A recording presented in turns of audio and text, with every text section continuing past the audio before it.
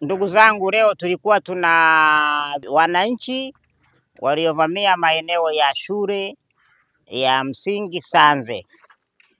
Kama mlionaga ile tafra, lakini leo tumekuja tumekaa kwa hiari yao na kwa ushahidi wameamua kuachia maeneo.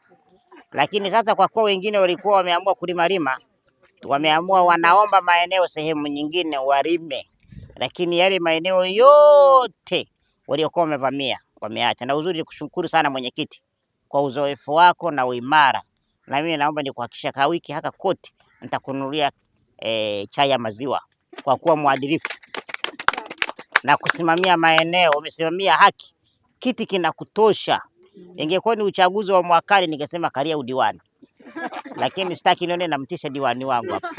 Umekalia kiti vizuri, nasimamia ukweli. Sasa hivi ni muda wa maendeleo, wanachukua maeneo wanauza maeneo. Nikushukuru sana mwenyekiti, mheshimiwa diwani wa mji mdogo, watendaji.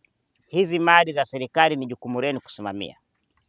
Najua hapa Kisarawe tuna undugu na urafiki sana, alafu watu tumeona hapa watu wanatishana mpaka kuondoleana uhai kwa sababu ya ardhi. Msiogope, simamieni haki, msimuonee mtu, msimdhulumu. Lakini na nyewe wazee wangu, acheni maneno makali ambayo yanaleta shida. Kumtishia mtu nitakuondoa duniani ni kosa la kutishia kuua. Msiseme hivyo kumtishia mtu.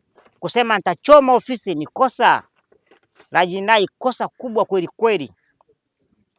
Kwa hiyo wakati mwingine midomo yetu iwe na mipaka. Midomo yetu ichague maneno ya kusema, lipi niseme, lipi niache.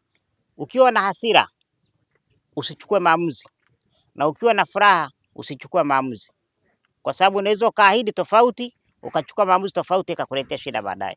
Niwashukuru sana mheshimiwa diwani, Mungu akutunze sana, na vyombo vyetu vya ulinzi na usalama, polisi kata UCID, kwa niaba ya polisi kata Mrema, hongereni sana na kazi nzuri. Simamieni haki. Yale maeneo yote yale, mimi kuna watu wanataka kujenga shule, tutawaletea uongozi mkae naye. Kifuru tumeshapeleka, mkiweka pale shule maendeleo yanakuja. Shule ya sekondari tuwe na shule ya bweni ya wasichana, tuwe na shule ya bweni ya wavulana. Watu wako huko wanataka kuleta shule.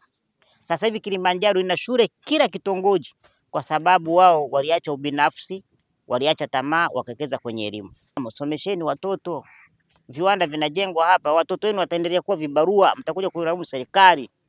Chuo cha VETA hicho hapo mheshimiwa rais anajenga bilioni 1 milioni 600. Nani atasoma kwenye kile chuo cha VETA? Ni watoto wenu wajukuu. Sisi msituone maadui, tuko hapa kuwasimamia maendeleo. Mimi sichukue eneo kwa ajili ya mwanangu au mke wangu au familia yangu au dada au mkurugenzi. Tunayalinda maeneo kwa ajili ya faida ya familia zenu, wajukuu, watoto na kadhalika. Tumeelewana ndugu zangu?